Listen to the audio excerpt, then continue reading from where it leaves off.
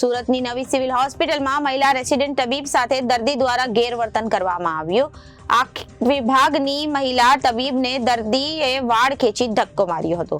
Limbayat police station તરફથી ઈજાગ્રસ્ત હાલતમાં એક વ્યક્તિને નવી સિવિલ હોસ્પિટલ મોકલવામાં આવ્યો હતો। આ વ્યક્તિ માનસિક બીમાર હોવાનું આરએમઓએ જણાવ્યું છે। સુરતની નવી સિવિલ હોસ્પિટલમાં મહિલા રેસિડેન્ટ તબીબ સાથે દર્દીએ ગેરવર્તન કર્યું। આખી ભાગની મહિલા તબીબને દર્દીએ વાળ ખેંચી ધક્કો માર્યો હતો। લિંબાયત પોલીસ સ્ટેશન તરફથી ઈજાગ્રસ્ત હાલતમાં એક વ્યક્તિને નવી સિવિલ હોસ્પિટલમાં મોકલાયો હતો। આ વ્યક્તિ માનસિક બીમાર હોવાનું આરએમઓએ જણાવ્યું હતું। રાત્રિના સમયે સારવાર દરમિયાન આ માનસિક બીમાર વ્યક્તિ પોતાની માતાને માર મારવા લાગ્યો હતો, તો બીજી તરફ મહિલા રેસિડેન્ટની તબિયત અન્ય દર્દીની સારવાર કરી રહ્યા હતા તે સમયે મહિલા તબીબને પણ વાળ ખેંચી ધક્કો માર્યો હતો। આ ઘટનાના પગલે સિવિલ તંત્ર દ્વારા ખટોદરા પોલીસને જાણ કરવામાં આવી હતી અને ખટોદરા પોલીસે સમગ્ર મામલે તપાસ હાથ ધરી છે।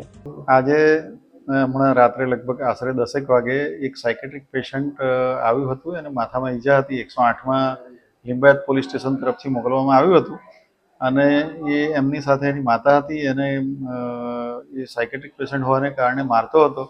એ દરમિયાન આંખ વિભાગની એક રેસિડેન્ટ બીજા અન્ય પેશન્ટને ચેક કરવા માટે આવેલ, એ એમનું કામગીરી ચાલતી હતી તે દરમિયાન સડનલી આ સાયકેટ્રિક પેશન્ટે એમના પર કંઈ વાળ ખેંચ્યા અને ધક્કો માર્યો ને એવી ઘટના બની। મને જાણ થતાં તાત્કાલિક હું અહીંયા કેઝ્યુઅલ્ટી ખાતે આવી ગયો અને